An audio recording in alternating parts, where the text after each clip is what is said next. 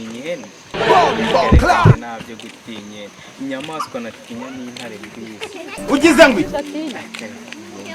intare mana ubwo ari ukuvuga ngo kuva ku nyamaswa nkuru kugera ku ntera nta n'inyamaswa reba akaboko umaze kubyimba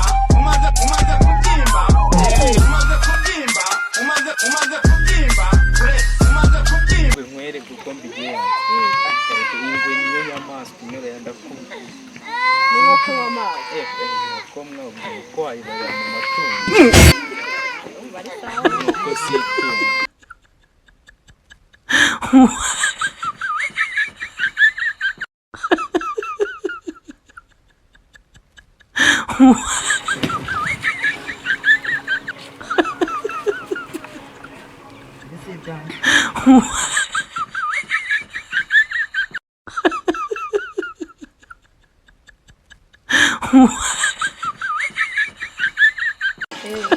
inyamaswa sinjya mbitinya reka nk'abantu batinya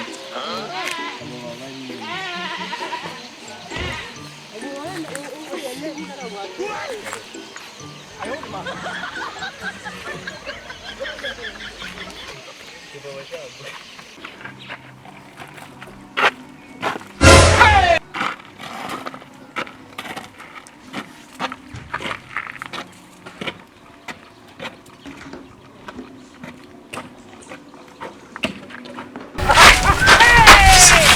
sinzi ko muri covid boss ko munyisha boss nasoni aya ntabwo nta mujyana wifatuka mu nzoga muri corona buno ubwami sona kariki ni amazi oya ngo ndimba oya ngo ndimba oya ntabwo usanga no gufite umuriro yitwaza burenge bahisha agashishi aho nta gashishi gahari boss ari ibyacu ase boss hari ikintu ashaka kubaza suri umuntu njyewe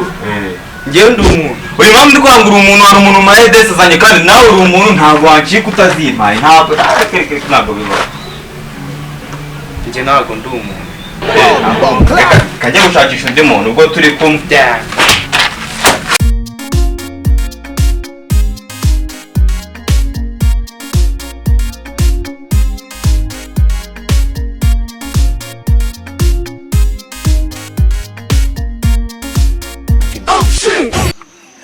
sheri dore inkoko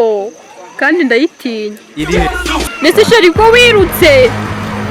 ndebera ni ukuri umuntu ubona inkoko akica wabonye intare yamera sinzi ko asonzemo